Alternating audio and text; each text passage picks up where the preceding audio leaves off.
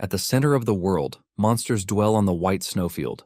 There are monsters like the white serpent that devour glaciers. There is a gray bear that causes earthquakes. There is even the vile rat that pollutes the seas. In all of these, an emperor returned alive from the white snowfield and said the most dangerous thing isn't the monsters. In the white snowfield, barbarians are seen running around, taking out monsters and eating them for snacks. Among them is our MC, Catal, and he seems to be the only one with higher intelligence. Catal always tried to lecture his fellow comrades on some of the dangers of eating poisonous creatures, but these dudes don't care. Catal then narrates how he never wanted to live amongst clueless and savage barbarians. Catal's entire idea was to go to a fantasy world, which is a world of magic and wonder. Because of this, he quits his boring job and goes on a journey. He climbed the tallest mountain on Earth, reached the Earth's core. He even traveled to the southernmost point on the planet. However, he found nothing. He realized that reality is very far from fantasy. However, he didn't give up, and every night he prayed that he would wake up in the middle of a fantasy world. And then one day, Kettle's prayers were answered. Now, in the white snowfield, a caravan carrying important goods is passing through, and it is being guarded by a bunch of mercenaries.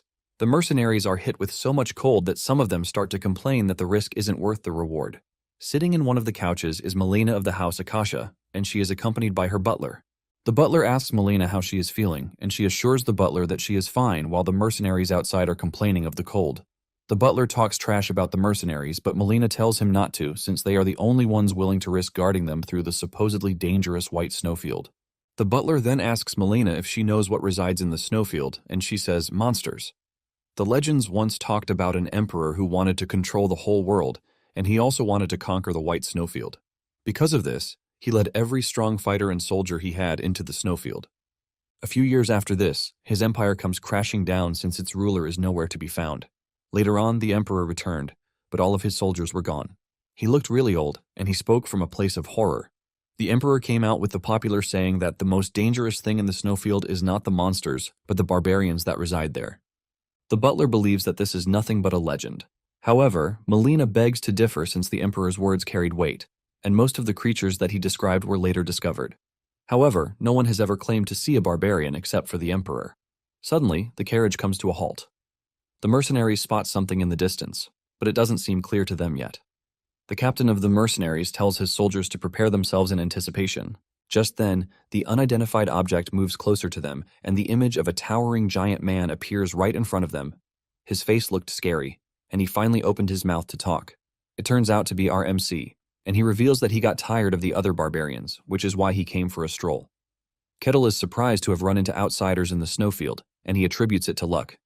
Kettle offers his greetings to the mercenaries, and he quickly figures out that they are guarding the caravan. He wants to suggest that they turn back, but he knows that they won't. While he is speaking, the mercenaries are too stunned to speak as they are trying to process what it is that is standing in front of them. Just then, Catal asks the captain if their employer is in the caravan. He reveals his wishes to be hired just like the mercenaries, too. The mercenaries immediately raise their arms against Catal, but then he makes himself clear. He lets them know that he is willing to help them cross the snowfield. The captain is surprised that Catal the barbarian is not hostile toward them, but in fact asking for work. Catal assures the captain that if he meant to do harm, they would all be dead already. The captain reluctantly asks Melina what she wants to do regarding Catal's request. Melina wants to know what will happen if they fight Catal, and the captain lets her know that fighting Catal seems to be out of their options. After weighing what the captain said, Melina agrees to hire Catal. The captain then walks over to Catal to tell him the lady's decision. Catal is glad to hear this, and he walks toward the caravan. The mercenaries have the intention to stop him, but their bodies won't because of the overwhelming aura emanating from Catal. Catal tells the mercenaries that he only wants to speak with Melina. One of the mercenaries wants to protest against this, but the captain reminds them that Melina already approved of it. In addition to this, the captain is wise enough to know that they don't even have what it takes to stop Catal. Catal reaches the caravan, and he asks to come in. The butler almost pisses his pants when Melina tells Catal to enter. Upon entering the caravan, Kettle tells the butler to calm his nerves because he has no intentions of harming him. Kettle says this while pushing the butler to the caravan walls with his big body. Melina is stunned as she cannot believe that the legendary barbarian is sitting in front of her. The two offer their greetings, and Catal mentions how warm it is inside the caravan. He reveals his surprise that the caravan can retain its warmth through the harsh cold weather in the snowfield. Melina then reveals that this is made possible because of magic. Catal doesn't look surprised as he already knows that this might be the reason. Catal then tells Melina that their chances of passing through the snowfield with mercenaries are quite low. However, he is going to protect them, but he has just one condition. Melina asks him what he wants, and he reveals that he wants information about the outside world. He wants to know what is going on outside the snowfield. Melina is shocked to hear this, but since she is not losing anything and in fact, she has no choice, she assures Catal that she will tell him what he wants to know. Since they will be working together, the two finally exchange names. Apparently, Ketil just woke up one day to find himself as a barbarian in the snowfield. He didn't have the time to figure out why this happened to him. The only things that existed there were the terrible cold and ridiculously strong monsters. He is the leader of a tribe in the snowfield, and they hunt to survive. Without realizing it, countless years passed. He tried many times to get out of the snowfield, but there was an apparent system that prevented him from leaving. The system informs Catal that he can only leave when he has completed all the quests. He was about to give up on everything when the Emperor and his men showed up. He wondered why humans would willingly come to a place as terrible as the White Snowfield. This was when he realized that the world outside the snowfield is a world of fantasy and magic that he had so much wanted to visit. Once he figured out this truth, Catal began taking the quest seriously. He hunted down giant lizards and monsters that the quests gave to him. He continued doing this, believing that one day he would get the chance to leave the snowfield. However, until then, he plans to gather information about the outside world, and this is why he is talking to Melina. Catal is glad that Melina is calm, unlike most humans that he has met in the past. Most people he met in the past were violent, but talking to Melina gives him the sense that he is having a conversation with a civilized person. Catal then asks Melina if the caravan is moving weapons. Melina is shocked by the question, and she asks Catal how he knows. Catal replies that he can hear the sound of sharp steel from the wagons, which makes it easy to figure out. He then asks if there is a war on the outside, to which she says yes. Apparently, the Empire and the Kingdom are currently at war. Catal is not totally surprised that even the outside world is not entirely peaceful. Melina reveals that the Empire is currently controlling the battlefield, but the Kingdom is still trying its best to hold out. The Kingdom's swordmasters and heroes are protecting the border to keep things at bay. Catal hears about swordmasters, and he immediately becomes interested. He asks Melina what sort of power the swordmasters are using. Melina then asks him if he knows about mysticism, but he says no. Melina explains that a power called mysticism exists in the world. Apparently, only a few can use or even sense the power. These few are granted one of the 5 ranks of strength. There is the 3rd rank. These are people who can sense the power of mysticism. The 2nd rank is those who can use the power of mysticism. The 1st rank is those who can materialize the power of mysticism into mana or aura. People like knights and wizards usually belong to the 1st rank. However, there are those who have transcended the rankings. These are the people who can dominate mysticism and use it freely. They are capable of doing very powerful things, and this is the rank that the Swordmaster belongs to. And when talking about the heroes, they are far beyond everything else. They are basically an influence on the world itself. Melina considers the heroes beings that are out of this world. After hearing everything that Melina has to say, Catal wonders how long he has been trapped in the snowfield. At this point, he doesn't really care again. He just wants to get out of the snowfield and reach the outside world, which is the fantasy world that he has been longing for. Melina then asks Catal if he is a barbarian, to which he says yes. Melina reveals that there is a legend about the barbarians. This shocks Catal as he never knew that something like this existed. He realized that the Emperor must have been the one who went out to spread such. Catal then moves past the legend talk, and he talks about the large number of weapons being moved by Melina. He asks Melina if there is a particular reason for them to go through the snowfield, to which Melina replies that her family needs a whole load of money. Catal asks her why, and she explains that her family has been in the commercial industry for quite a while. However, they are currently in debt because their rivals found a way to sabotage them. The expedition Melina is embarking on is one that would prevent the total collapse of the family. Catal is impressed by this, and he mentions that they are selling weapons to the kingdom. Melina is shocked, and she asks Catal how he knows this. Catal reminds her that she previously mentioned that the Empire is winning the war, which means they don't need a resupply of weapons. Since the supply of weapons is low, the demand would be high. In return, the price would be high, and because of the situation, Catal figures out that the weapons would be of high value. For them to even be going through the risky snowfield, Catal knows that it is quite valuable. Catal then asks if there is no other way to reach the kingdom without passing the snowfield, and Melina says yes. Melina is shocked by everything she has seen so far, since everything she heard about barbarians is the fact that they are uneducated and they are a bunch of savages. She wonders if Catal is truly a barbarian, And just then, the carriage runs into a bit of a problem. The carriage has run into a black slime, leaving them scared. Ketal is the only person sitting comfortably in the caravan without any sense of fear. Melina tells him about the records that are being kept concerning dangerous monsters in the snowfield. There are strong adventurers who have entered the snowfield in the past, but little made it out alive. Out of those few are the ones who left records of the monsters that they encountered. Among the said creatures is the black slime. Melina asks Ketal if he knows about the black slime, and he says yes. However, Ketal considers them to be snacks and nothing really dangerous. Melina is shocked when she hears that Ketal eats the black slimes. He then suggests that they catch some so that they can eat, but she immediately refuses. The moment Melina sees that the black slime is posing a threat to the mercenaries, she starts to scream at Ketal for help. However, Ketal refuses to move, telling Melina that he is not going to act unless they come across something that poses an actual danger to them. He tells Melina that the mercenaries should be able to handle the black slime. In addition to this, he wants to gauge the level of strength between the mercenaries. Realizing that Ketal is not coming to help, the captain of the mercenaries starts screaming out orders for his men. He sets up a formation for those who would play defense and then orders some of his men to attack.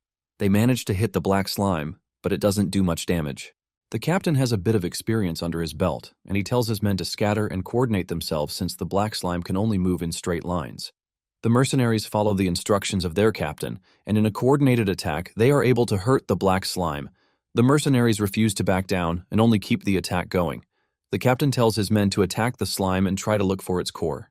After some minutes of battling the black slime, they are able to reach the core and destroy it, ultimately defeating the black slime. An echo of victory rises among the mercenaries. They are glad that they managed to take down the scary monster without sustaining any casualties. However, Ketal sits in the caravan, totally unimpressed. Not long after this, they run into another monster, a wolf this time around. The mercenaries carry the morale from their last battle into this, and they are able to easily take down the beast. After taking down their latest beast, the mercenaries start getting cocky, believing that the monsters in the snowfield are not that scary.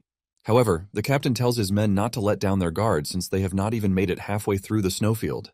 Whispers start spreading among the mercenaries as they wonder if Ketal is really strong or if he is just lying. They are also mad that he hasn't done anything to protect them since he joined them. In fact, they believe that he is the one tagging along so that they can protect him. Some of the mercenaries believe that it would be much better if they could verify his strength. The mercenaries soon take their complaint to Melina. They talked about how they have risked their lives, but Ketal has done nothing. They tell Melina that they would like to verify whether Ketal is strong or if he is just messing with them. Melina is confused as she doesn't know what method the mercenaries plan to use in verifying if Ketal is strong. The captain apologizes on behalf of his men, telling the lady that he tried to stop them, but he couldn't. Ketal soon learns about the mercenaries' complaint. He then tells them that there is no time to verify his strength yet because they have just received an unwanted visitor. The mercenaries believe that Ketal is just messing around until they turn to see a giant and scary snake standing behind them. The snake is determined to make a meal out of the humans, making it very dangerous. The presence of the snake petrifies the mercenaries. Just then, Ketal speaks to the snake, telling the snake to back off because the humans are under his protection. However, the snake remains stubborn, trying to remind Ketal of the rules guarding the snowfield. Ketal urges the snake to mind its business, but the snake refuses to back down. The snake raises its head, ready to strike, and this is when Ketal loses it. He decides that a good beating will get the snake back to its senses. He approaches the snake, and with just a single punch, he is able to make the snake scream for its life. The hit from Ketal's punch leaves a shockwave in the area. The snake passes out from Ketal's strike, but Ketal decides to finish it off since it refused to heed his warning. With just one more hit that showcases how dangerous Ketal is, he finishes off the beast. After he is done beating the snake to death, the mercenaries all turn to Ketal, asking him to forgive them for acting all stupid. Ketal acts petty toward them, but the journey continues. The butler then joins the mercenaries outside, leaving Ketal with Melina. Ketal then asks Melina why someone who seems to be of importance, like her, is the one running such a dangerous errand for her family. Melina reveals that she is the first daughter of her mother, who is her father's mistress. Her mother is a second wife who came for a political marriage but was used and abandoned. Apparently, Melina and her mother hold no real significance in the family. They are basically nothing, and because of this, they are treated like servants. Melina further adds that she volunteered to go on the mission. Melina admits that the mission is quite dangerous, but someone needed to set an example. After hearing Melina's story, Ketal concludes that she is clever. In addition to this, he believes that she is ambitious. Not long after this, they arrive at the end of the snowfield. They all thank Catal for his assistance. Catal then asks Melina how they plan to return, and she reveals that they are going to go through the Empire since they will no longer be carrying weapons.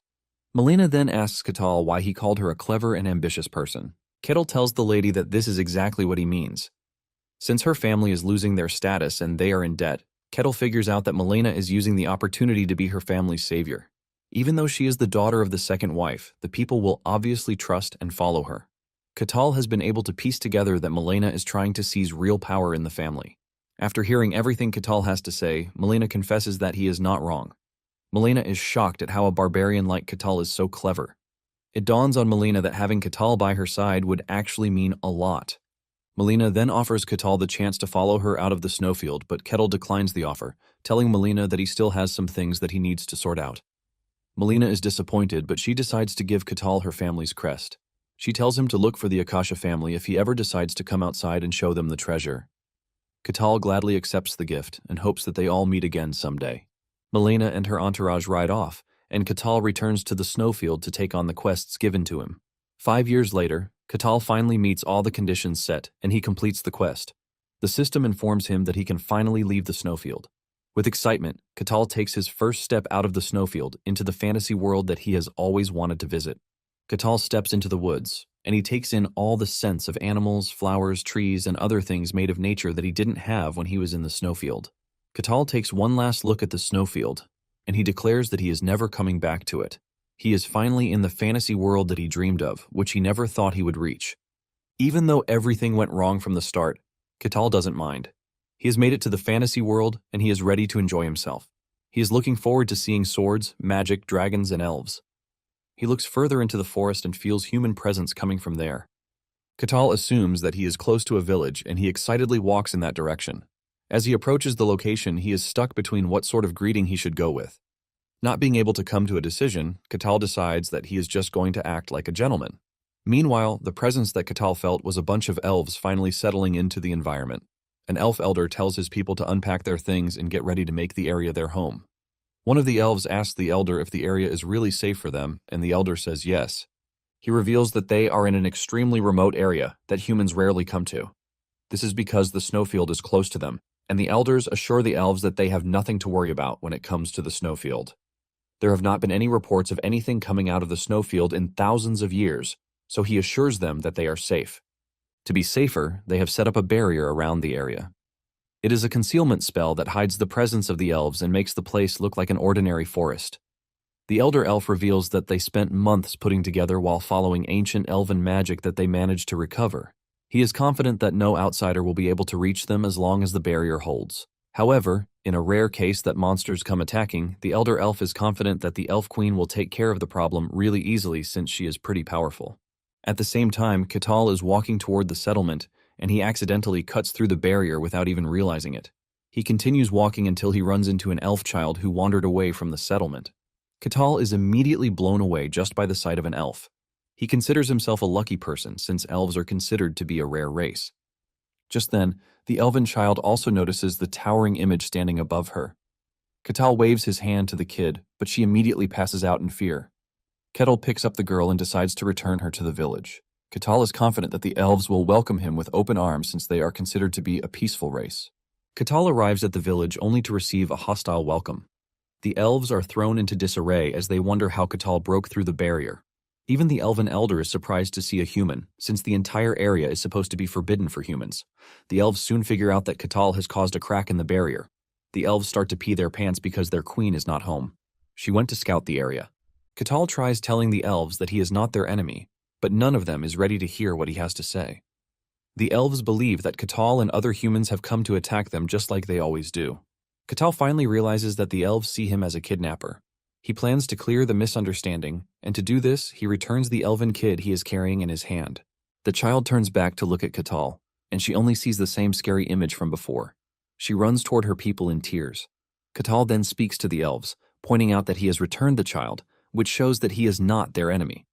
However, this doesn't work as the elven leader orders the elves to attack Catal since the kid has returned to them safely. The elves fire arrows at Catal, leaving him to wonder if the elves are even trying to listen to what he has to say. As the elves attack, Catal reveals his disappointment. With what he heard, he believes that elves are supposed to be gentle, but he realizes that reality is quite different from fairy tales. He figures out that the elves have gotten aggressive because only the fittest win the game of survival. All the elven attacks fail to penetrate Katal's skin, but they keep attacking, believing that he must have a limit. Realizing that the elves are not ready to calm down, Katal claps his hands, releasing a massive shockwave. The shockwave throws the elves in different directions and also leaves a deep crater where Katal is standing. The elf elder is shocked to see this as he wonders just what sort of monster Katal is. Katal realizes that he misjudged his strength, but then he tells the elf leader that he is not an enemy to the elves. Suddenly, a massive fiery arrow hits Katal from behind. The arrow hits Katal on the head, engulfing him in fire. The attack came from the elven queen, Marsaria. The queen demands to know what happened, and the elf leader claims that they were attacked by a human. Marsaria concludes that the area is also not safe for them. Just when the smoke clears, Marsaria and the other elves are left in total shock to see that Katal is still standing. The elder elf wonders how Katal is able to take Marsaria's direct blow and doesn't die. Without hearing from Katal, the queen concludes that Katal is there to hurt them. She prepares to fire another arrow at Katal. Katal wonders why none of the elves are acknowledging what he is trying to tell them, even though they are all speaking the same language. Since the elves are not ready to hear what he has to say, he plans to beat it into them. Marsaria fires her arrow, but Katal punches it back at her. Katal misjudges his strength again, and it almost ends the queen's life. The arrow misses her but destroys everything behind her. Marsaria realizes that the foe she is going up against is pretty strong. She wonders why someone as powerful as Katal is in the area. She immediately orders the elves to run away from the area. The elves adhere to the queen's instructions, and they all make a run for it. The queen then faces Katal, telling him that he will never achieve his sinister goal. Katal is shocked because all he wants to do is talk. The queen then resorts to the last thing she can do when her homeland is threatened. She speaks some chants and summons a giant fiery bull. Katal doesn't feel threatened by this, but he is rather impressed. He realizes that the bull with horns ablaze in flames standing in front of him is a spirit, and this is something straight out of fantasy. Marsaria then orders the bull to annihilate Katal. The bull, Fiego, complains about the summoning, but Marsaria tells it to shut its mouth. Apparently, Fiego is a high-ranking fire spirit that holds flame in its horns. The stronger the spirit, the older and more boastful they get. Marsaria admits that she wouldn't have been able to summon a high-ranking fire spirit like Fiego, but she got help from another tribe, and she barely succeeded in forming the contract. Marsaria then orders Fiego to fulfill his contract. Fiego takes a good look at who he is supposed to annihilate, and he wonders if Katal is even human. Even though Fiego is doubtful, he still has to fulfill his contract. He decides that he is going to burn Katal to ashes. He charges toward Katal, leaving destruction in his wake. Surprisingly, Katal grabs Fiego's horn with just one hand. Fiego almost breaks apart when this happens. Katal admits that he is impressed by seeing a spirit, but at the same time he doesn't mind beating it to death. Katal hits Fiego with a single punch, throwing him several meters away, while also splitting in half. Fiego splitting in half leaves massive destruction where it lands. When this happens, Marsaria falls to her knees in despair. She has done everything in her power, but couldn't leave a scratch on Katal. Kettle walks toward her and she begs that her people be spared. Standing tall and confident, Katal says what he has been saying since the beginning. He tells Marsaria that he is not her enemy, nor is he an enemy of the elves. Marsaria is shocked to hear this, and after a bunch of conversation, the elves finally accept the truth. Marsaria and the elves apologize to Katal for judging too quickly. Katal then assures Marsaria that he understands her situation since she said they were driven to the remote area by humans. He is only sad that the elves didn't hear him out before attacking him. Katal then reveals that it is his first time seeing an elf since there are no elves in the white snowfield. Marsaria is shocked when she realizes that Katal is from the snowfield where it is said that humans can't survive. Marsaria then reveals her worry. She asks Katal if there are others who can come from the snowfield too. Katal assures Marsaria that the possibility of someone or any monster coming out of the snowfield is very unlikely because there are rules in the snowfield that even powerful beasts like dragons cannot afford to break. He knows that his escape from the snowfield is nothing but an exception. Marsaria is relieved to hear this. Katal then asks her about Fiego since it got split in half. The queen assures Katal that he has nothing to worry about. Since the spirits are beings of nature, Fiego would just return to the spirit realm through reverse summoning. Since she was rude to Kettle, she asks him if there is anything that he wants. She promises Kettle that whatever he asks for, she is going to grant it. Kettle then asks Marsaria if it is possible for humans to form contracts with spirits. The queen reveals that this is not possible, but there are some humans who have become one with nature, and these humans can form contracts with spirits. Marceria then thinks it over again, and she tells Catal to head to a place called Elfo Sagrado if he wants to form a contract with a spirit. Elfo Sagrado is where the elven divine beings live, and it is considered to be the sacred land of elves. Marceria tells Catal that what he wants might be possible at Elfo Sagrado. Catal wonders if a human like him can go to the elven sanctuary. Marceria admits that humans can't get there, but with her permission, Catal will be able to. Marceria promises to give Catal the location of Elfo Sagrado, but urges him to keep it safe since some vile humans will do anything to reach there. Elves have never revealed the location to other races, but for some reason, the Queen trusts Catal with the location. Marceria conjures what seems to be a GPS tracker for Catal. She tells him to take it with him, and it will lead him to Elfo Sagrado. However, she lets him know that he will be tested by the elven divine beings. Not that Marceria is worried about this because she is very confident that Catal will pass. Marceria wishes him luck on his journey, and after exchanging names, Catal leaves. With just a leap, Catal clears a great distance in the forest. Catal continues at this incredible speed, and in no time, he reaches the border of the Barkan territory, which is in the kingdom of Gehenthra.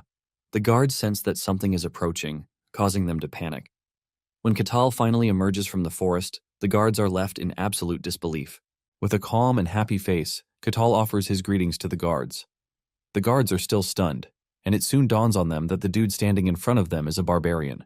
He walks toward the guards, but they immediately raise their arms at him. They threaten to attack if he comes any closer. Catal urges the guards to calm down because he is not their enemy. The guard captain then asks Catal what he wants from them. Catal points at the city walls, then lets the guards know that he would like to visit their territory. The guards are left in a state of shock as they find it difficult to give Catal an answer. When the captain finally pulls himself together, Catal is taken into private so that he can be interrogated. The captain asks him how long he plans to stay in the city, and Catal sincerely tells the captain that he doesn't have an idea. He then asks for his name and identity. Catal reveals his name, but for identification, he doesn't have. Just then, he remembers the piece that Melina gave him 5 years ago. He brings it out and hands it over to the captain. The captain is confused as he doesn't know what the jewelry is. Catal then explains that it is the Akasha family's crest. He mentions that he received it from a descendant of the Akasha family. When the captain hears this, he realizes that the Akasha family is the merchant family from the kingdom of Denian. Apparently, the family has started gaining influence in recent times, and this was after the head of the family was replaced some years back. Catal then asks the guard if the crest is enough to confirm his identity. The guard hesitates to answer, and Catal asks him if the crest is not from the kingdom. The guard explains that the crest is from the Denian kingdom, but they are currently in the kingdom of Gehenthra. The guard tells Catal that the crest is not a confirmation, but at least it is helpful. He lets Catal know that he can enter the city, but there is a condition that he needs to meet. Apparently, they need confirmation that Catal is not dangerous. The captain informs Catal that he will join a party. There are 3 other people who are trying to enter the territory, and Catal will form a party with them.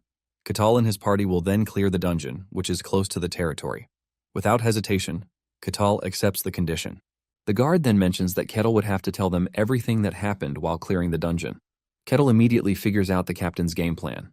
Apparently, he is making people with no identities gather information about each other so he can then use this to filter out the suspicious or good people.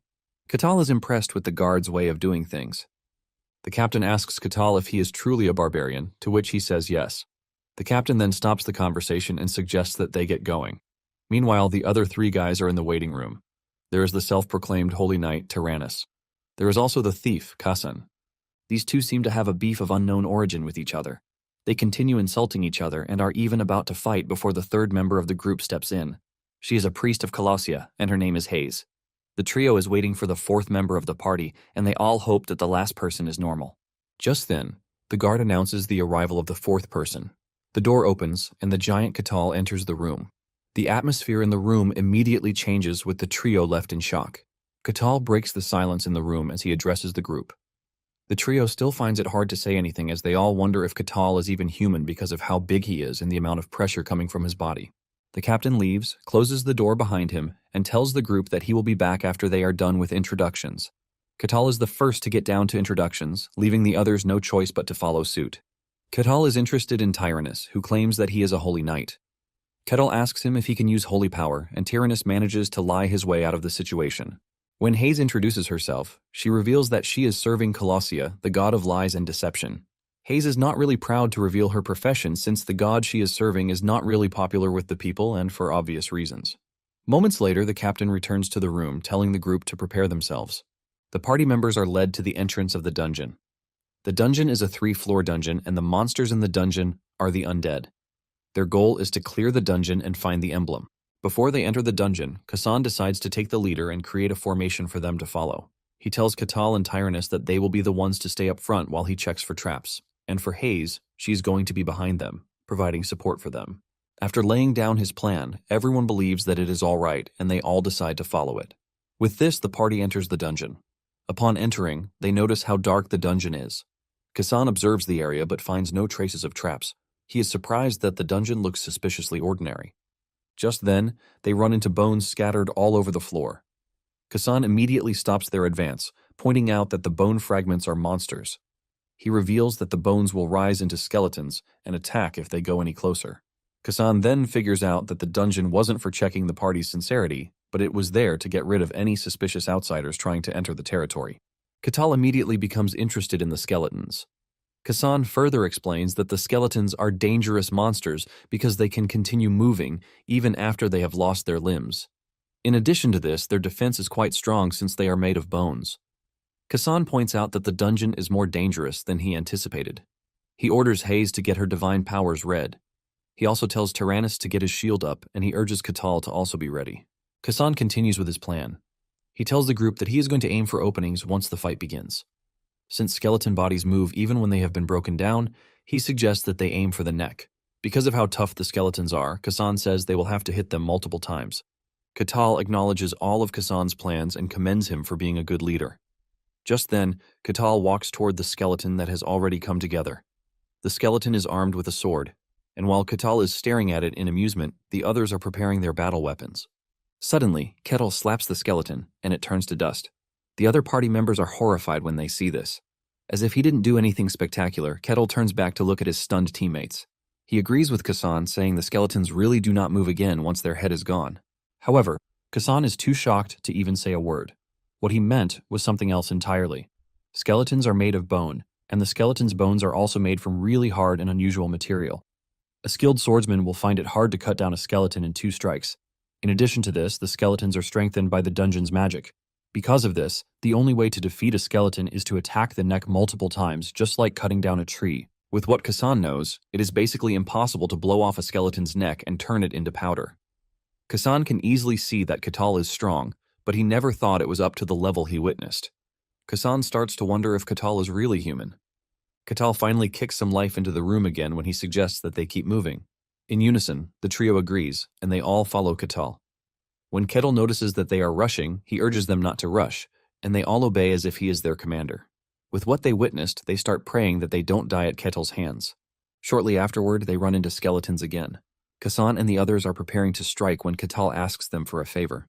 He tells them to hold off while he deals with the skeletons himself, because there is something he needs to check. Without argument, the trio agrees to Kettle's proposal. Kettle thanks them and then walks toward the skeleton while his party members wonder what is going on in his head. Kettle stares at the skeleton in amusement, wondering what sort of structure it possesses. The skeleton swings its sword at Katal, but he catches the tip and breaks it off. Katal then waits for the skeleton's next course of action. The skeleton still swings at Katal with its broken sword, and this time, Kettle grabs the skeleton's right limb. Kettle breaks off the limb and crushes it. He then waits to see what the skeleton wants to do again. Once the skeleton realizes that it is missing its right limb, it switches the sword to its left limb. Katal is impressed by this, and as the skeleton rushes toward him, Katal grabs the left limb and crushes it too. The skeleton is now without its forelimbs, but it still tries to take a swing at Katal. Katal crushes everything to the base as he figures out that the skeleton possesses intelligence. Meanwhile, his teammates are sweating really hard as they can't believe that Katal is toying around with a monster that they consider to be very dangerous. The trio agrees in unison that the dude standing in front of them is truly a barbarian. After he is done playing with the skeleton, Katal apologizes to his teammates for the holdup, but they all tell him that he is free to do whatever it is that he wants to do. Kettle suggests that they keep moving forward, and they all comply with no argument. In no time, they reach the 2nd floor. Kasan suggests that they take a rest, and after thinking about it, Katal agrees. Kasan and the other 2 are glad that he agreed to this, and they immediately sit down to catch their breath. Katal then tells the trio that he has some questions about the dungeon. He apologizes for his lack of knowledge when it comes to the dungeons, but Hayes cuts in, assuring Catal that his quest to know more is a good thing. Hayes asks him what he is curious about, and he mentions the fact that the dungeon is so close to the human territory. He wants to know if monsters don't attack people. Hayes replies that the dungeon monsters do not come outside to attack people. However, there are sometimes exceptions, but in these cases, they are checked and taken care of before they get out of hand. Kasan then adds that dungeons occur naturally. Sometimes they occur in the form of a cave, while others appear in the form of towers. They also appear close to where there is a large settlement of people. Whenever the dungeon appears, the territory in charge checks the danger levels, and then people like Catal, who are outsiders or mercenaries, enter to clear the dungeon. Kettle then asks if the dungeons appear inside settlements, but they say no. It only appears outside of the territories.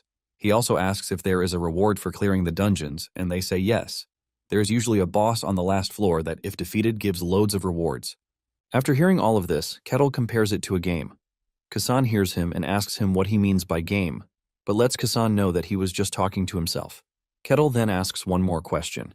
He asks them who makes the dungeons, shocking the trio. Hayes tells Catal that the dungeons appear naturally so that they are not made by anyone, but Catal begs to differ. He mentions the fact that the dungeons appear near places where there are many people. The dungeons appear near where people live and then lure them with rewards. Catal believes that the dungeons are man-made because of the way they operate. Hayes is shocked to hear this, and she starts thinking over the possibility that Catal might actually be right. Kasan also thinks about it, and he realizes that he never questioned the origin of the dungeons since everyone considers it to be an obvious principle.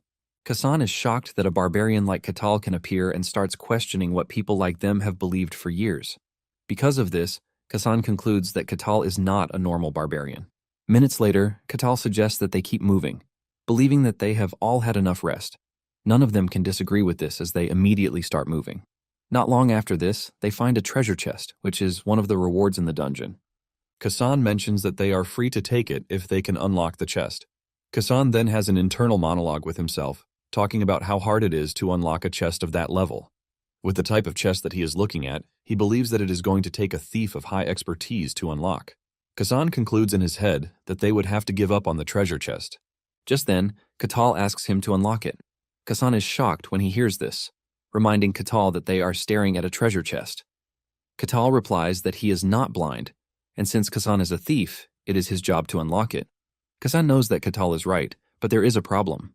He doesn't have the skills to unlock a chest with this level of protection because if he did, he would be ranked high among the thieves. However, Kasan is scared to death to tell Catal the truth that he is arse at being a thief. He believes that Catal will just kill him if he fails. Scared of what might happen, Kasan proceeds to give it a try. While unlocking the chest, Kasan can see Catal staring at him from behind, and he figures out that it is a game of life or death for him. The moment he fails, he assumes that he is done for. Kasan starts to rack his head. He thinks about all the times he has followed his boss on a raid. He replays everything in his head, trying to find a way through. Since his life depends on it, Kasan puts his all into trying to unlock the chest.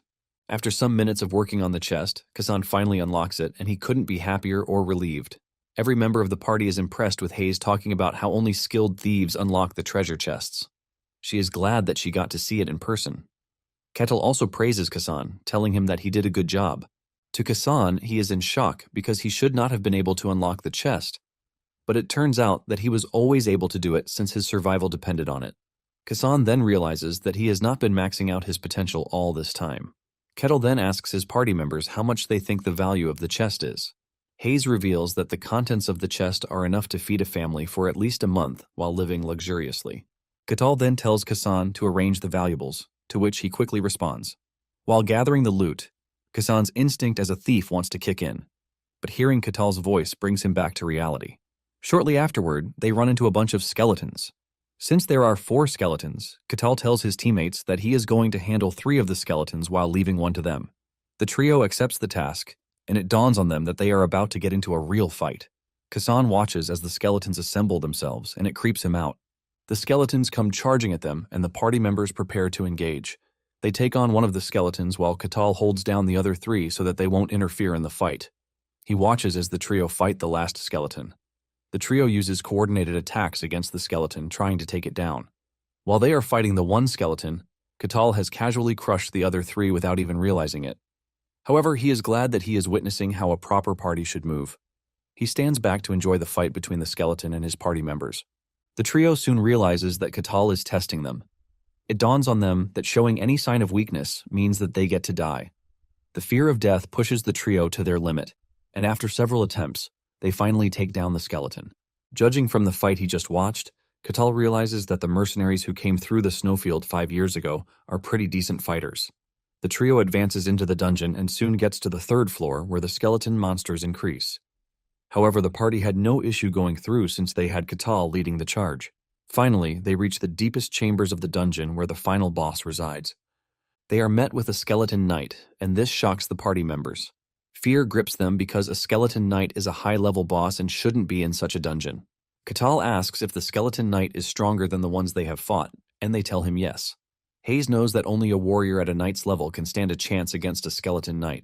She believes that they have no chance against the monster, and Catal asks them what will happen if they turn back without clearing the dungeon. They reply that the territory usually conducts an investigation, and once they find out that their reason is valid, they come to do the cleanup. Catal hears this and smiles. He immediately walks toward the skeleton knight as it already has his interest piqued. Catal is impressed with the fact that the skeleton can maintain its form without breaking apart like the others. The knight takes its pose and swings its sword, releasing a massive shockwave. Hayes senses the danger and immediately puts up a barrier to protect her teammates. Even with the shield that Hayes put up, the party still feels the effect of the skeleton's attack. This exhausts the party members, causing them to fall to the ground. Tyrannus is shocked that the knight only hit them once, and it caused that much damage. Just then, the skeleton knights charge at them with clear intentions of wiping them out. However, Kettle stands there unfazed, and just as the knight reaches him, he lands a single punch that immediately crushes the skeleton knight. Kassan and the others are left in shock. Even when Kettle asks them if they have cleared the dungeon, they are too stunned to speak. They find another treasure chest, and Kettle asks Kassan if he can open it. Kassan comes clean, telling Catal that the treasure chest is protected with a high-level lock, and he can't disarm it with his skills.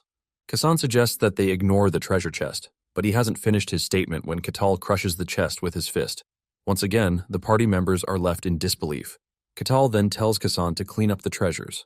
Kassan walks toward the treasure chest while wondering how Catal is able to break it open. It is something he has never heard of in the past, but he wonders why Catal told him to unlock it when he could easily break it. After gathering the treasures, the party exits the dungeon. The moment they step out, the dungeon disappears, and Kassan explains that dungeons usually disappear once it is cleared. The dungeon only remains if there is a secret room, but since the dungeon they cleared disappeared, there seems to be no secret rooms. Catal hears about the secret room and adds it to his list of interesting things. They return to the guard post where the captain is shocked that the team has already cleared the dungeon. He then takes each member of the team into a waiting room to interview them one after the other. He asks Hayes if Catal can stay in the territory, and she says yes, since she didn't notice any problem with him. The captain, on the other hand, is not really concerned about the clearing of the dungeon, but about being able to screen out dangerous individuals. Tyrannus and Kassan also tell the captain the same thing about Catal.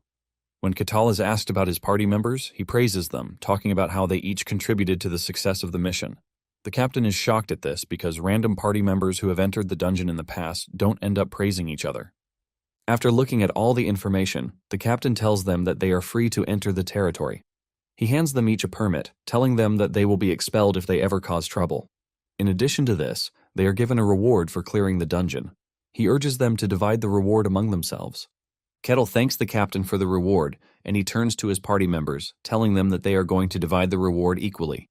Hayes and the other two nervously tell Catal that they are fine with not receiving anything, but Catal insists since they all cleared the dungeon together. Realizing that Kettle is not going to back down, the trio accepts. After sharing the reward, Kettle suggests that they find a tavern where they can have fun. Kassan and the other two have no choice but to accept, but deep down, they just want to run away from this monster of a man. As the party members walk away, the captain of the guard thinks over what the party members told him. He admits that Catal is really strong since he was able to one-shot a skeleton knight. With what he can see, he figures out that Catal is at least on a knight's level of strength, and he is also not the typical barbarian. He considers Catal to be an anomaly among the barbarians and even humans. The captain realizes that things might be more serious than he thinks, and he decides to go report to the lord of the territory. The captain arrives at the lord's castle, where he meets the ruler in charge of the territory, Luke. The captain goes straight to the point, telling Luke that a barbarian has entered their territory. Luke asks the captain if he was the one who gave the barbarian permission to enter, and he says yes. He assumed that Catal was not going to be a problem, But after learning how strong he is, the captain believes that Catal might actually be a problem. Luke asks the captain how strong Catal is perceived to be, and he reveals that Catal took down a skeleton knight with just one hit. Even Luke is surprised when he hears this since he knows how strong skeleton knights can be. Looking at all the factors, Luke categorizes Catal as a first-rate warrior, and the captain agrees with this. The captain adds that there is the possibility of Catal being stronger than a first-rate warrior. After a quick thought over it, Luke tells the captain to summon Catal. The captain is shocked, and he asks Luke if he is going to be fine being around the barbarian. Luke tells the captain that having Catal roam their territory alone poses a big risk. Luke wants to physically assess the situation himself. When the captain points out how dangerous it is to have Catal in the same room, Luke reminds the captain that he has his own knight to protect him. Standing behind him is his fierce knight, and when Luke asks the knight what he thinks, the knight boastfully tells Luke that he has nothing to worry about since Catal is no more than a barbarian. Since he possesses great swordsmanship skills, which he learned from the great master, he believes that Catal stands no chance. Once Luke gets the assurance from his knight, he urges the captain to summon Catal because he would like to speak to him. Meanwhile, Catal and his party members are at a tavern. Catal is the only one eating and having fun since the other three are so nervous to even be in his presence. Catal talks about how good the food is, and he suggests that the trio eat whatever they want, assuring them that all the bills are on him. Even with this, the trio is still not comfortable. Catal then turns to Tyrannus, asking him what sort of holy power he uses since he didn't see him use any during the dungeon raid. Tyrannus comes clean, telling Catal that he is still in training, which is why his divine power hasn't awakened yet. Catal then moves from Tyrannus to Hayes. He asks her about the said god that she is serving. Hayes reveals that there is no temple that they can worship since the deity is not exactly popular. The deity is in control of lies and deception, which is why she is rejected by the masses. Hayes then throws in a strange question, asking Catal how strong he is. Catal is thrown back with the question, and he tells his party members that he doesn't have an idea since he has always been in the white snowfield. Kettle tells teammates that he is also curious to know how strong he is. Hayes then assumes that Kettle is a first-rate warrior since he was able to take on the skeleton knight easily. Just then, the shop owner shows up, nervously telling the party members that the shop is about to close for the day. Catal apologizes for taking too long and assures the shop owner that they are leaving. After leaving the tavern, Catal asks his party members if they have any plans. In unison, the trio tells him that they are very busy. Catal is disappointed when he realizes that it is goodbye. He wishes that they would meet again someday, but the trio prays that they won't. Kettle then retires at an inn, and he gets a comfortable bed. He has missed sleeping on a bed for so long, since the snowfield is nothing but harshness. Catal has been surviving in the harsh environment of the snowfield, but now that he has found himself in civilization, he just wants to experience and have more feel for how things are. He plans to go on an adventure. On his list is the Elven Sanctuary, the Magic Tower, and even the Royal Capital is not off his list. Catal sleeps like a baby for the night, and he wakes up to the captain of the guard knocking on his door. He walks up to the captain, asking him if there is any problem. The captain coughs to pull his confidence together, and he then reveals that Catal has been summoned by the Lord of the territory. Catal is shocked to hear this, and he considers it an honor. He immediately agrees to meet the Lord. He tells the captain that he is just going to get his clothes so that they can leave, but the guard is utterly stunned. He didn't think it would be that easy to get Catal to follow him, and he started to wonder if he had come to the wrong place. Catal walks through the streets in amazement, since this is the first time he will get to see the territory during the day. Minutes later, they arrive at the castle, where the Lord of the territory is already waiting for them. Luke welcomes Catal and stretches his hand to shake Catal's. Surprisingly, Catal takes his hand and also bows to him in respect. Luke cannot believe that a barbarian bowed his head. Barbarians are known to never bow their heads because strength is everything to them. Luke tries to hide his shock and he tells Catal to take his seat. Catal sits down, and he looks around at how beautiful everything is. Just then, he notices Luke's guard and how serious the dude is. Catal has always loved knights since he was a kid, but staring at the knight, he realizes that he is emitting serious killing intent. Luke calls Catal's attention back to reality when he tells him that there is a reason why he called him. Luke informs Catal that there are things he wants to confirm about him. Catal urges Luke to ask him anything he feels like. Luke asks Catal where he came from, and Catal replies that he came from the coldest place in the entire world, which is the White Snowfield. Hearing this, Luke confirms that Catal is truly a barbarian. Catal adds that the snowfield is a very dangerous place. Luke then asks Catal how strong he is. Luke wants to know how threatening Catal's power is. Catal then tells Luke that he can't answer the question since he doesn't know the power rankings on the outside. Since his power cannot be ascertained, Luke suggests that Catal spar his knight. Luke promises that Catal will be rewarded if he agrees. Luke further adds that it is not going to be a life or death match, and Catal agrees to the proposition. He is excited that he wants to have a sparring session with a knight. And this is not just any knight, but a knight in the fantasy world. Catal cannot pass up the chance to witness what a knight can do firsthand. After Catal agrees to the deal, Luke realizes that Catal is just like the other barbarians who will not shy away from a fight. Catal and the knight then proceed to the arena where the match is going to take place. Once everything is in place, Luke tells the two to get down to the match. The knight boastfully tells Catal that he should consider himself a lucky person since he wants to witness his greatness. The knight soon realizes that Catal is relaxed, and he is even smiling. This pisses him off, and he charges toward Catal, promising to show him the difference in their skill level. He unleashes a sword skill that leaves Catal ultimately surprised. Catal tries to figure out the type of sword skill that the knight is using, but can't seem to. He initially thinks the 3 swords aiming for him are illusions, but he soon gets rid of that assumption. Even with how potent the skill is, Catal easily dodges. The knight considers this an impressive feat, but he still has more in his arsenal to unleash. Before he can make any more moves, Catal easily grabs his sword and breaks it.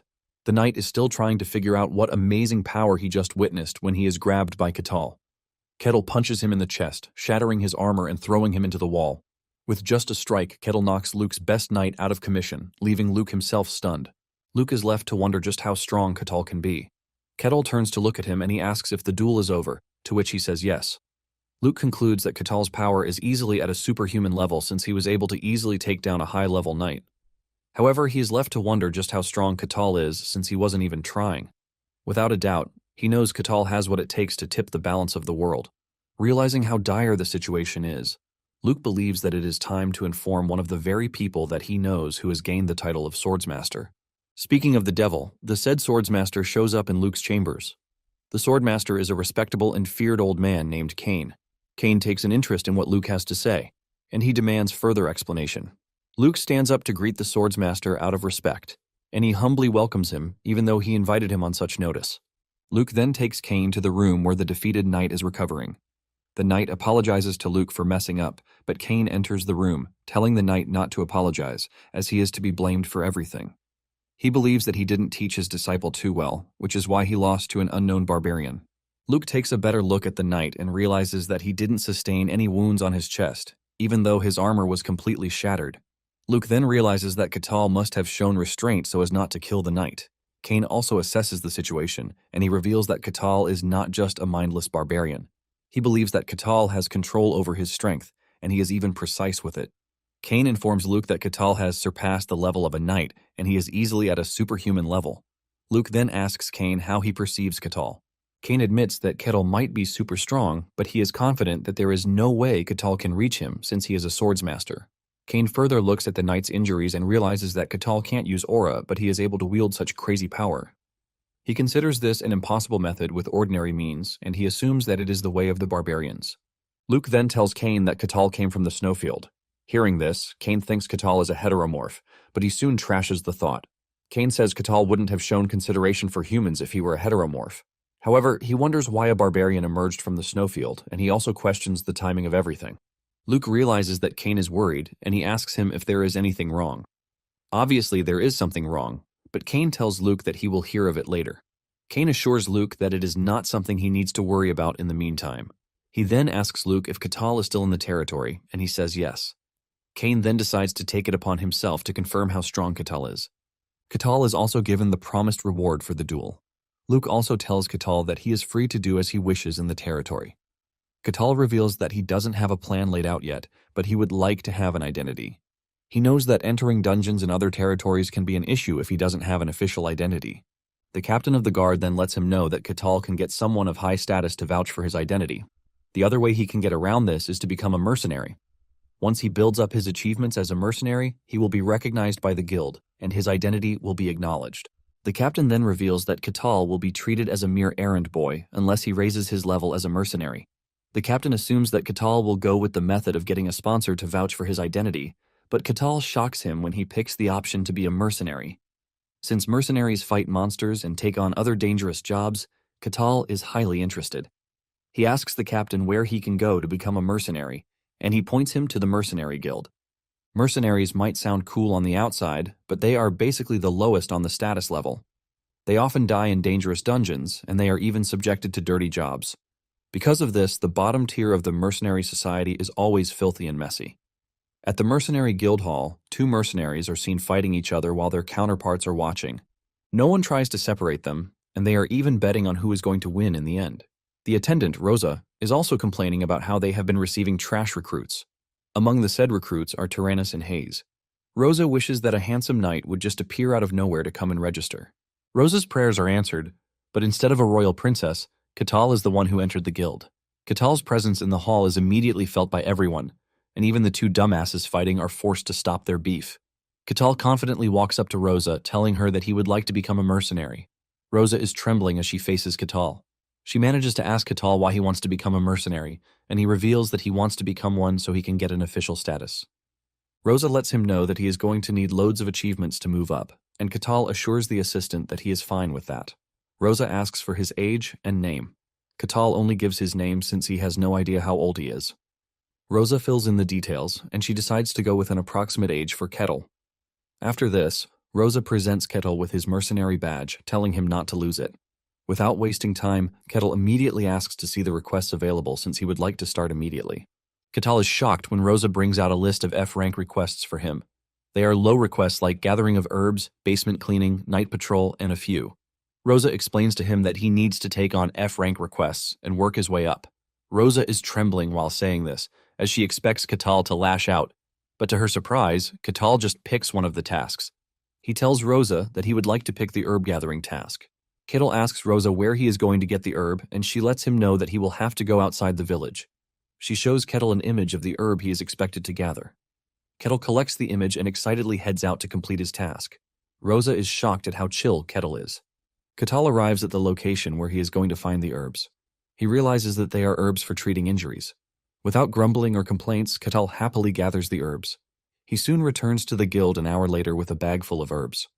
Rosa is stunned when she sees this since Catal managed to get even more than required. She assumes that Catal has been sent to destroy the herb field, but her perception of Catal changes when she realizes that Catal actually picked the herbs the right way.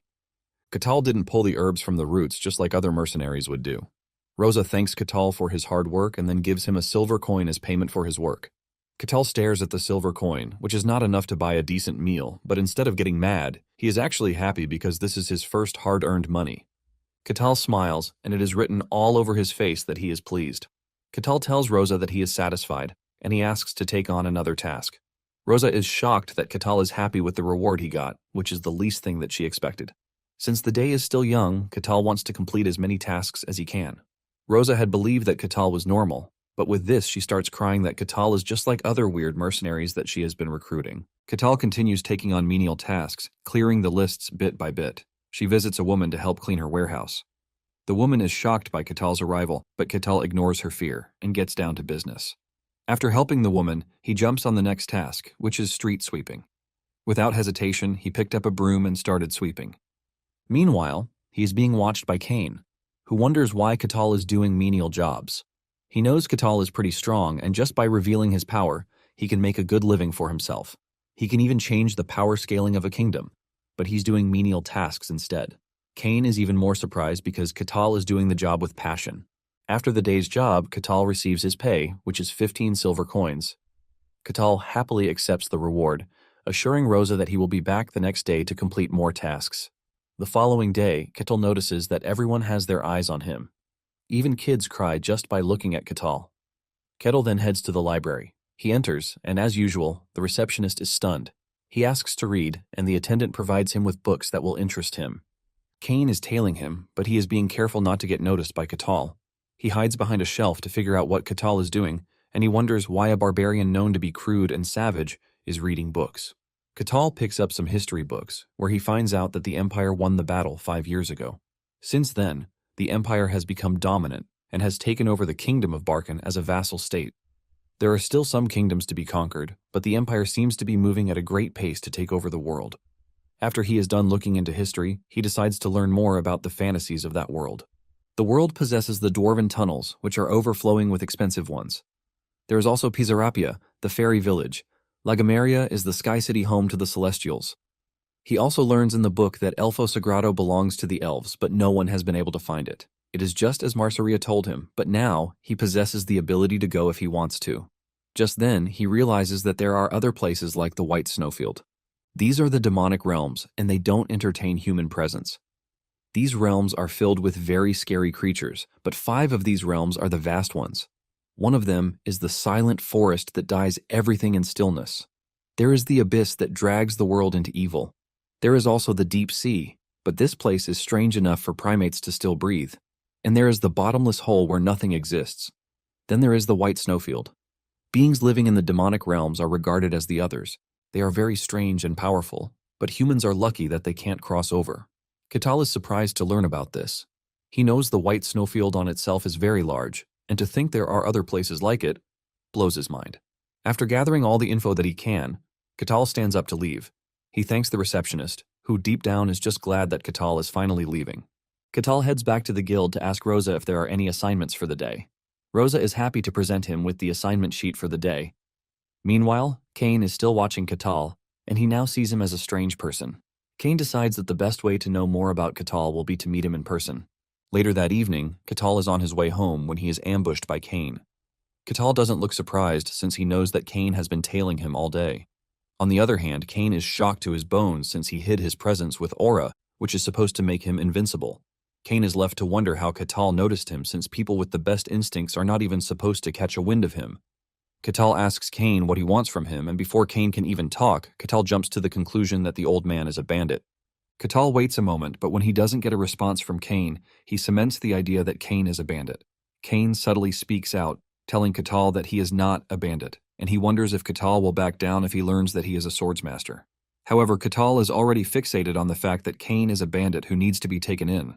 In fact, he is already thinking about the achievement he will be given by taking in Kane. Realizing that Catal is not going to back down, Kane decides to use the opportunity to test out his strength.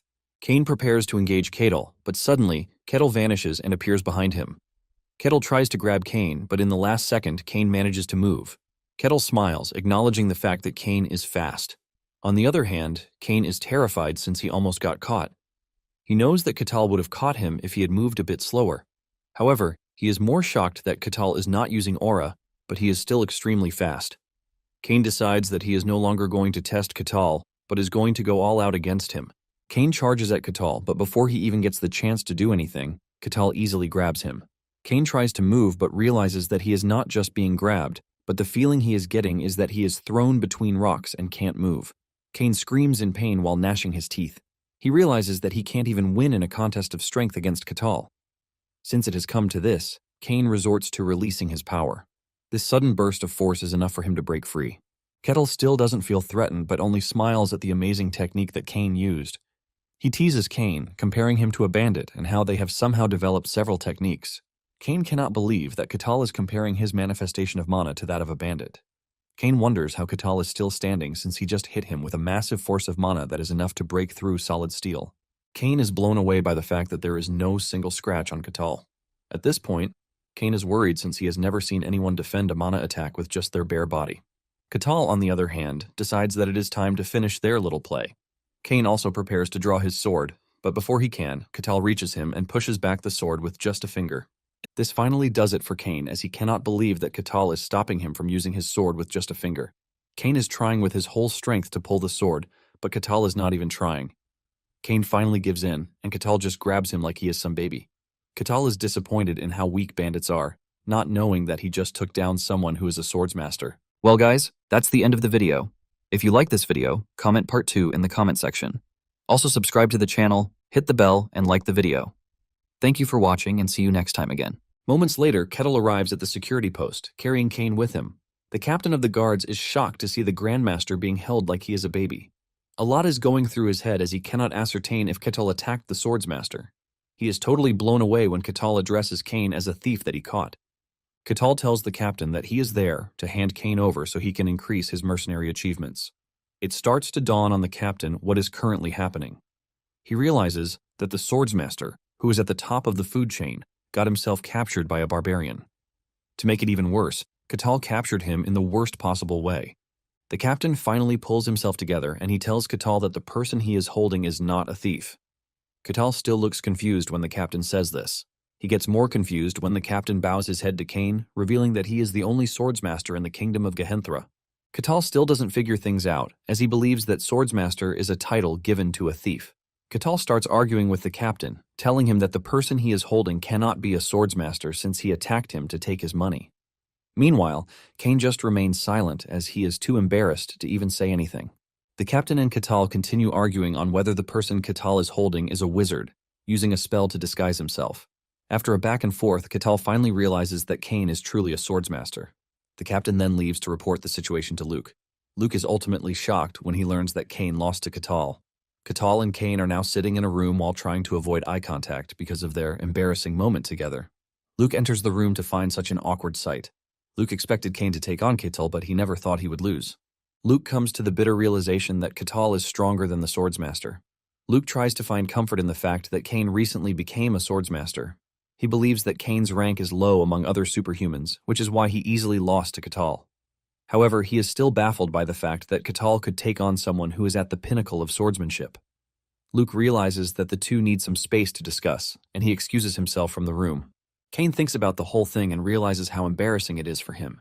His pride is shattered, but there is no way he can even try to fix it. Cain finally breaks the silence in the room when he introduces himself. He mentions that he is a swordsmaster, and Catal asks if swordsmaster is his surname. He explains that anyone who reaches the title of being a swordsmaster automatically loses their surname because it doesn't hold meaning again. Catal then asks him if the technique he used is particular to swordsmasters. Cain realizes what Catal is talking about, and he tells him that he is wrong. What Catal saw Cain use was the manifestation of mysticism, which is also called aura. This immediately piques Catal's interest, and he wants to learn more. He asks Cain how he can use aura just like he said. Cain then explains that Catal would have to control aura and manifest it if he is to use it. Catal then asks if mysticism is mana, but Cain explains that mysticism is the embodiment of mystical energy itself. The art of handling mysticism as a swordsman is what births aura, but for a mage, it becomes mana. Catal smiles when he realizes that both swordsmen and mages have what it takes to handle mysticism. Just then, Catal asks Cain if he can teach him how to use mysticism since he is still new to the techniques of that world. Cain is shocked when he hears this, since Catal is obviously stronger than he is. Catal admits that he doesn't know anything about mysticism or swordsmanship.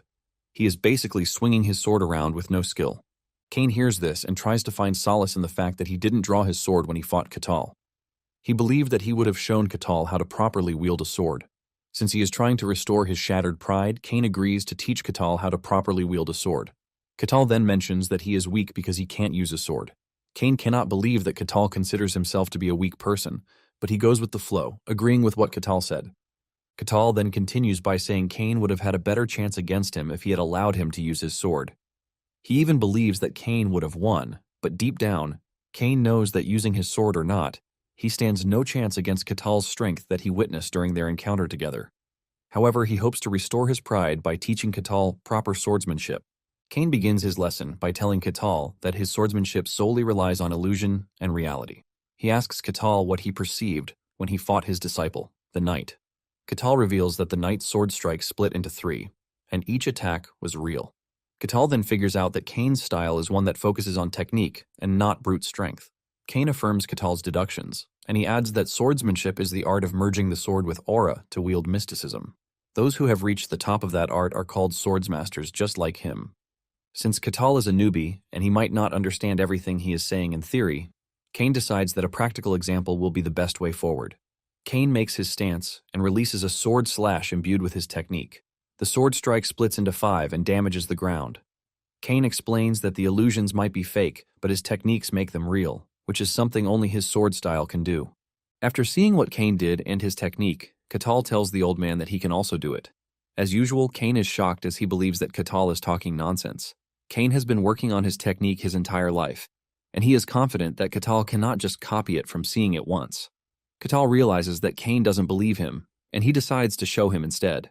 Cain brings out his axe, makes his stance, and swings his axe so fast that he creates a bigger level of damage than Cain's technique. Cain is left stunned by this. Cain is able to assess the situation, and he figures out that Catal might have copied his technique, but he was able to do that using his overwhelming strength and speed. Cain then tells Catal that all he did was swing his axe so fast, but there was no technique involved. Catal is confused, and he argues with Cain. Since the technique is meant to be used in combat, Catal believes that he managed to achieve the desired result even though he took the same route as Cain. Upon hearing this, Cain realizes that Catal is not actually wrong with his take. Cain wants to do something that Catal will not be able to, and he proceeds to show another technique. This time around, Cain splits his body into several parts, just like the way he did with the sword. Cain explains that the technique he used is body separation, which is created by controlling his aura to its last limit. Cain then asks Catal if he can also copy the technique he just showed him. Catal accepts the challenge and he steps back before moving his body so fast, just like Cain did. By doing this, he split his body just like Cain did and even left more devastating damage than Cain did.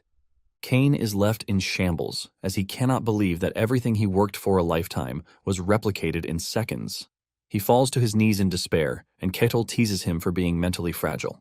However, Catal decides to lift Cain's spirit. He tells Cain that his swordsmanship is amazing. Catal admits that he can't do what Cain is doing because all he did was swing his axe really fast, but didn't imbue Cain's technique in it. Catal admits that he can never reach the top level of mysticism that Cain has gotten to. After hearing this from Catal, Cain pulls himself together with the belief that his technique is unique to him and him alone. He realizes that his swordsmanship is perfect. The only problem is that he went up against someone who is way out of his league. Cain is still confused by the fact that Catal is moving so fast without using aura. This is something that should be beyond human limits, but Catal is doing it so easily. Just then, Catal asks for something really shocking. He begs Cain to teach him how to properly use his technique. Cain agrees and he tells Catal that to properly use his technique, he needs to learn how to control aura.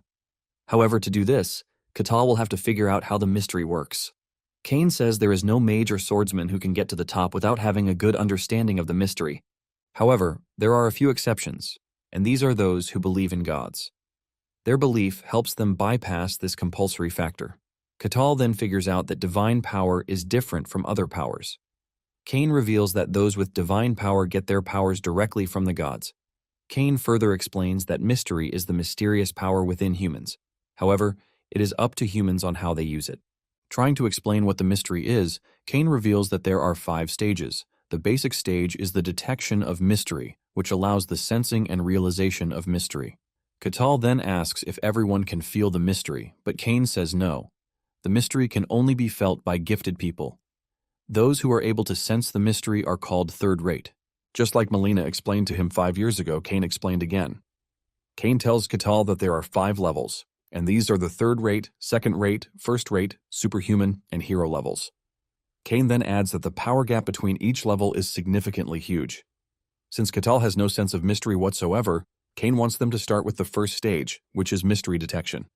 Cain tells Catal to max out his senses so he can feel everything around him. From the touch of the earth to the shifting in the wind, Cain tells Catal to feel everything. Catal sits down to meditate and follow all of Cain's instructions. But after a few minutes, Catal comes clean, telling Cain that he doesn't feel anything. Cain is shocked to hear this since he believes that someone as strong as Catal would easily be able to sense it. Cain starts to wonder if Catal is an exception because of where he came from. Cain tells Catal that it might not be easy for him to release the mystical right from the start. Cain offers to push power directly into him and guide him along the path of mysticism. Catal is immediately excited when he hears that Cain is about to transfer aura into him. He urges the old man to get down to it quickly. Cain stands up and stands behind Catal to get started. Just as he touches Catal, Cain is stunned. Instead of feeling a body, what he feels is solid rock. He cannot believe that human muscles can be so compressed that they feel like solid rock. Catal notices that Cain is not doing anything, and he calls his attention back to him. Cain then begins the process of transferring aura into Catal. He plans to awaken the dormant mysticism in his body. Cain is confident that this is not a difficult process, and he can easily get it done. Just then, Cain realizes that he has hit a brick wall. In fact, Cain figures out that it is worse than he thought. In trying to reach Catal's mysticism, Cain feels like he is in a deep sea with no end in it. Cain finally comes to the conclusion that there is no way he can awaken Catal's mysticism. Catal asks if he has no talent, but Cain assures him that it is not the case. Cain tells Catal that he will need to find his own path and awaken his dormant power by himself. Cain informs Catal that he couldn't find the path in his body.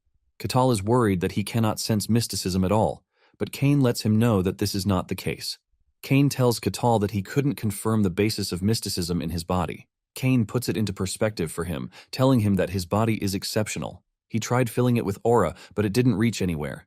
Even Cain is blown away because this is the first time he will be witnessing such. Kettle is disappointed in the entire process as he now believes that he might not be able to use mysticism since a swordsmaster couldn't help him. Kane then suggests that Kettle visit other swordsmasters who are better at handling aura, or he can even visit the magic tower. Kane apologizes that he couldn't help, but Kettle doesn't take offense.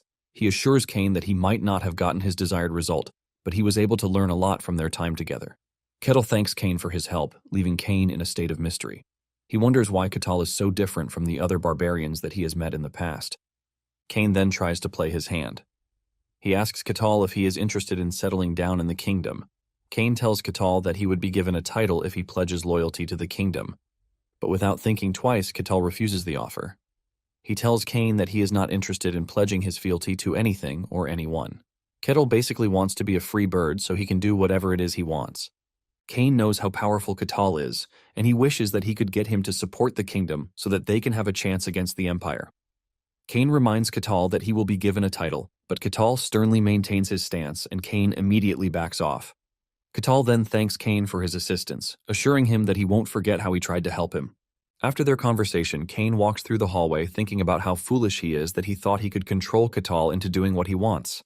With what Kane has seen, he is confident that no one can influence Kettle. He is a man of his own and will only do what he wants. Kane believes that Kettle might even be more dangerous than the other barbarians who came from the demonic realm, since Kettle came from the White Snowfield. Kane then holds a meeting with Luke. He tells him about the Emperor's desire to conquer the demonic realm, which has claimed the lives of several scouts. Kane urges Luke to be prepared in case he gets an Imperial summons in the future. Kane mentions how a lot of strange things have been happening. From the Emperor trying to conquer the demonic realm to the news of the demons making a move, Kane reveals that dungeons are appearing at an abnormal rate, and it seems the demonic realm is slowly seeping into the human world. Kane knows that something mysterious is happening, and with the way it is going, he is confident that it is not something that would benefit humanity. To top it all off, a strange barbarian has walked into their midst. However, Luke and Kane are relieved that Kettle doesn't appear to be an enemy yet. Kettle continues with his day-to-day activity, and one morning, he decides to figure out why people are always staring at him. Kettle comes to the conclusion that everyone is always staring at him because he is not wearing a proper outfit. Since everyone is wearing proper civilized clothes and he is wearing animal hides, Kettle assumes that they consider him a weirdo. However, Kettle is basically misunderstanding the entire situation and couldn't comprehend that his presence alone causes people to stare at him. Kettle then heads to a clothing store to try and get himself a new outfit. As expected, the shop owner almost fainted when Kettle entered the shop. Kettle wants to buy himself a new outfit, but the shop owner tells him he doesn't have anything that can fit him. He then offers to make him a custom outfit. Kettle agrees to the shop owner's offer, but at the same time, the shop owner is worried that Kettle will just kill him if the outfit he makes doesn't suit his taste. Kettle leaves the shop, promising to come back once the outfit is done. On his way to the guild, Kettle finds a weird glowing bead on the road. He picks it up with the intention of asking Rosa about it. He arrives at the guild, and he shows Rosa the bead. Rosa picks it up to get a better look. Just by touching it, Rosa reveals that it was carefully polished by someone. As she continues to dig into it, Rosa suddenly zones out. Kettle is quick to notice this, and he snaps her out of it. Kettle asks her if she is fine, and she says yes. Kettle lets her know that she was weirdly drawn to the bead, but Rosa didn't even know this. Rosa then mentions the strange energy coming from the bead. She wants to appraise it, but Kettle tells her not to. He lets her know that he will dig into the bead by himself. Kettle then asks Rosa if there are job requests that he can work on. As usual, she brings out the list of tasks that Kettle can easily pick from. That night, Kettle lies on his bed, reminiscing about the fulfilling day that he had. His attention comes back to the bead as he wonders what it is. While staring at the bead, he suddenly hears a voice from inside the bead. The voice gives Kettle instructions on where to go. Excited to see what or who is behind the bead, Kettle leaves his room. He soon finds himself in a dark cave, and upon entering, he can hear the voice getting excited that another sacrifice has come to him. The voice is glad that he managed to get his hands on a barbarian, as this would be sufficient for what he wants to do. Sitting in the dark cave is a dark sorcerer, talking about resurrection. There was a time in the past when many kingdoms came crashing down. The person behind this chaos was an evil sorcerer who manipulated everyone by messing with their emotions. He got so far with his evil doings until he was discovered and the heroes defeated him. Before he was defeated, he managed to transfer his soul into a life vessel, thus becoming a lich. With this, he achieved immortality that will remain until his life vessel is broken. Since he became a lich, the evil sorcerer has been planning his resurrection. To resurrect himself, he needed lots of human sacrifices, and to get this, He lured in people. His goal is to create a mana core that would be needed for his resurrection, so that he can once again conquer the world with his power. His plan was going smoothly, but now, Catal has somehow entered his hideout. The Lich wonders why a barbarian is in the area since they rarely come down from the north. It turns out that the Lich placed a spell on the bead to attract those who can't see the mystical presence. Since Kettle has somehow wandered into his domain, he is confident that Kettle can't feel the presence of mystery. Catal opens a giant door and steps into the room where the Lich is waiting. Kettle is shocked to see a Lich right in front of him. He has always been fascinated by Liches as they are considered to be villains in the fantasy worlds. The Lich realizes that Catal doesn't seem to be affected by the bead, and he is forced to ask him who he is. It finally dawns on Catal that the Lich has been using the beads to lure people into his hideout. The Lich remains confused at what is happening since he can't sense any mystical presence in Kettle. Since Catal is not affected by his charm, the Lich assumes that he is carrying a mental defense artifact. He adds that the artifact must be a high-grade one since he can't sense it, but he wonders how a barbarian is able to get his hands on such a thing. Catal then tells the Lich that he is not with any artifact. The Lich doesn't believe this and decides that it is time that he crushes Catal with force. The Lich summons his minions, which are skeletons. The skeletons run at Catal, but it all ends the same way it did in the dungeon. Catal takes out the skeletons with just one hit. The Lich is surprised at this, but decides to raise more skeletons to take on Catal. He orders his minions to cut Catal down, but all it takes for Catal to take down the skeletons is nothing but a clean punch. In no time, Catal takes out every skeleton that the Lich sends his way. In fact, Catal is disappointed because the skeletons are not stronger than the ones in the dungeon. He believed that the Lich would at least control the skeletons with his power. The Lich is left in total shock, and he decides that it is time to finally crush Catal. Using his amazing power, the Lich raises a skeleton knight. Catal is excited to see another skeleton knight in action. He wonders if the skeleton knight will operate just like the one he fought in the dungeon. The skeleton knight runs at Catal, and Catal meets the skeleton halfway with a punch to the middle part of its body. Even though Catal landed a sure hit on the skeleton knight, it managed to survive. Catal is glad that the skeleton knight is much better than the one he fought in the dungeon. The Lich is maxing out his mana to make sure the skeleton knight remains functional. The skeleton makes another run at Kettle, and this time, it is faster. This time, Catal aims for the skeleton's head and crushes it with a single hit. The Lich is ultimately stunned, leaving him to wonder just who Catal is. He has assessed Catal and realizes that there is no sign of mysticism coming from him. In addition to this, he doesn't think Catal is using any artifact because he would have sensed the mana from it. The Lich comes to the bitter realization that Catal is relying on his brute strength. The Lich admits that Catal is special, and because of this, he decides to take on Catal himself. The Lich unleashes his dark aura, which envelops the entire area. Catal is amazed, but the Lich mistakes his amazement for fear. The Lich tells Catal to prepare himself to be crushed since he wandered into his domain. Catal argues that he didn't wander, but was invited by the orb he saw. He blames the Lich for this, since he was the one who spread the orb everywhere. The Lich then shuts Catal up, telling him that he is the great sorcerer, Kartos. He once brought the kingdoms to their knees, and he is ready to do it again. He plans to use Kettle as the cornerstone for his resurrection. Kartos then hits Kettle with a spell that manipulates human emotions. This spell draws out the negative feelings in humans, shattering their minds in the process. Once Kartos believes that Kettle is under his influence, he prepares to take Kettle into his study so that he can know more about him. Kartos orders one of his skeletons to subdue Kettle, but suddenly, Kettle kicks the skeleton into the air, shattering it. Kartos almost pees his pants when he sees this. Kartos doesn't want to believe that Catal was able to fight off his mind control spell, which should have worked perfectly. Catal is disappointed in Kartos for sending his minions to their deaths without trying to fight. Catal tells Kartos that his tactics are pretty boring. Catal's words pierce Kartos' soul and body. Since humans are creatures that are driven by emotions, Kartos believes that the spell he used on Catal should have worked. Catal then suggests that Kartos use fireball magic instead of mind control. This gets Kartos mad as he believes that his magic is superior to the type of magic Catal is suggesting that he use. Kartos then resorts to a powerful spell. He consumes the entire room in the spell just to make sure that Catal is completely engulfed. Kartos also used all of his mana to make sure that the spell was successful. He is confident that no matter how strong Catal is, he definitely fell to his last attack. When the dust clears, Kartos freezes in fear when he sees Catal standing in front of him, completely fine. Catal even mocks him, asking him if he has tried everything that he wants to. Kartos is left in a state of shock and horror since the spell he used is the most powerful spell in his book. This is a spell that makes heroes bow down, but somehow Catal is still standing. Kettle walks up to Kartos, telling him how disappointed he is. He unsheathes his axe as he tells Kartos that it is his turn to bring in the heat. Kartos then starts assuming the wrong things. He says Catal came specifically to kill him. He believed that the Empire managed to track him down and they sent Catal to annihilate him. Apparently Kartos heard that there is a facility in the Empire where they train people to be more brutal. Kartos believes that this is where Catal came from, as he has been specially designed to take him down. However, Kartos is not ready to back down. He plans to kill Catal and take over the Empire using his body. Kartos' essence then flows from inside his life vessel and settles into Catal's body in an attempt to take over his body. He plans to use Catal's body for the rest of his life, but suddenly, Kartos realizes that he is in a mess. Inside Catal's mental realm, Kartos finds nothing related to the Empire, and to make things worse for him, he doesn't have a space to plant his roots inside Catal's mind.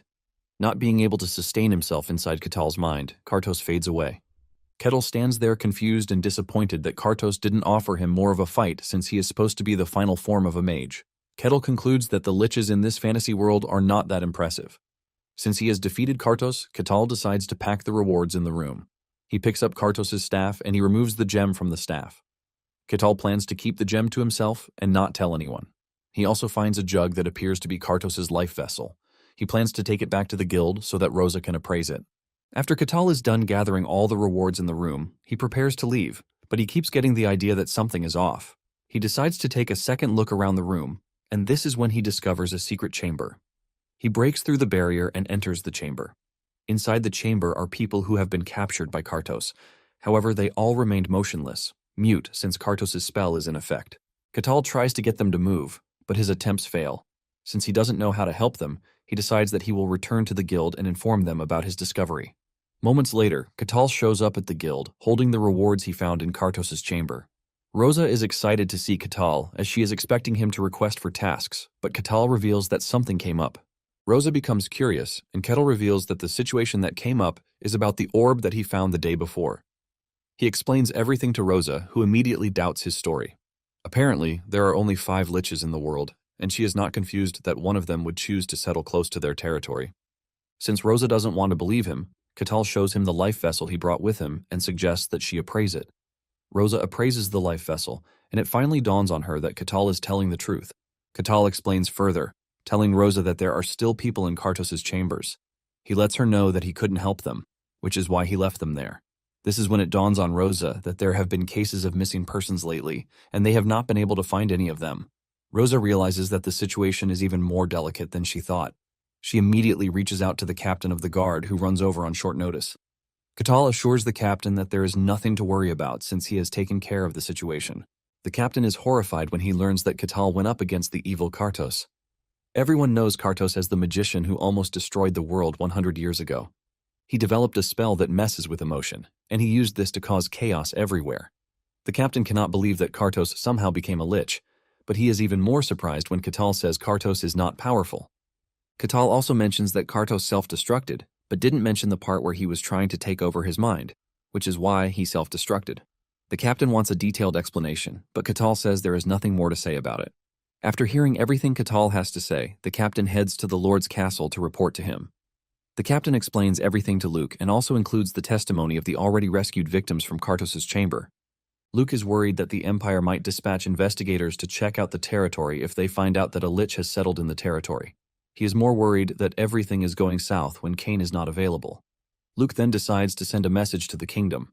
Luke and the captain consider the territory lucky because they would have fallen victim to Kartos' wrath if Catal had not discovered his hideout. Luke knows that Catal's deeds deserve an award, but he is not sure if his territory has the resources to provide such an award. The next day, Luke wakes up to the news of something shocking. He is informed that the heretic inquisitor of the sun god, who goes by the name Aquaz, has just shown up in the territory.